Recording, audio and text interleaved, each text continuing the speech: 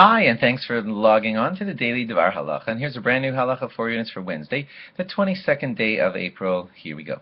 Today's halacha is about not planting on Shabbos. Most of you listening probably feel like, don't worry, I don't plant things on Shabbos, I'm fine. But there are some examples of things that could happen in and around your house that could be considered planting, and I want to warn you about them. I don't know if this one's going to happen to you, but taking the pit of an avocado and putting it into a glass of water, believe it or not, that could, this is found in halacha, this would be considered an example of kind of planting, and you should not do it because that pit placed in water is something that could, it doesn't have to be in earth. If things can grow in water, and apparently I'm a city boy, but apparently in halacha it's found that putting an avocado pit in water can lead to some growth, or at least look like growth, and therefore it should not be done. If you wanted to wash your hands out in the backyard and the water is going to dribble right onto the grass, that too is called planting because you're helping the water. The water is helping the grass to grow, and that is something also under that same category that you're not allowed to be doing. If you're pouring juice or soda at an outdoor something, everybody's enjoying the backyard, and soda or juice or something like that will spill on the grass, that too is considered watering, and it's like planting, growing, and you're not allowed to do that on Shabbos.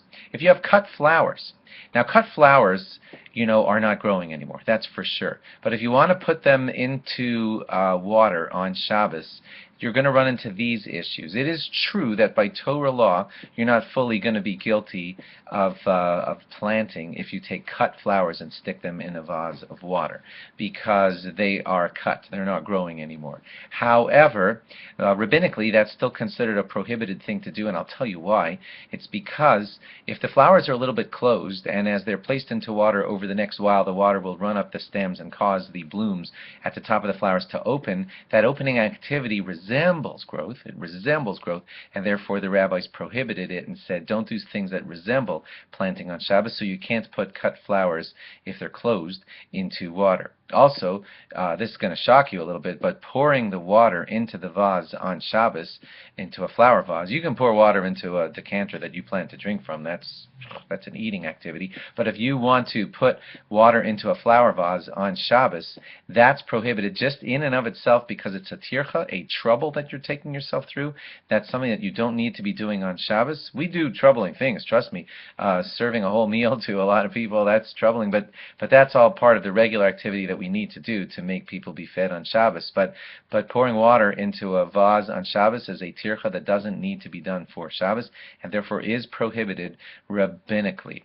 So, if you're smart, you might spot this interesting situation. What if I have cut flowers that are totally closed? I'm sorry, I meant totally open. So now that they're totally open, if I put them into water, they're not going to resemble growth at all. And also, if I put them into a vase that already contains water in it before Shabbos, then you don't have me on either count. You can't say it resembles growing because the flowers were already open. You can't say that I did any extra tircha because the water was already in the vase before Shabbos. And some poskim, because of that, do actually allow you to do that, but others still say no because of the way it looks, and therefore it's probably best to still try and stay away from that if at all possible. You should still try not to put cut flowers, even if they're already open, even into a vase that's already been poured, although some rabbis would allow it under certain circumstances. Thanks for logging on, and log on again tomorrow for more. Bye-bye.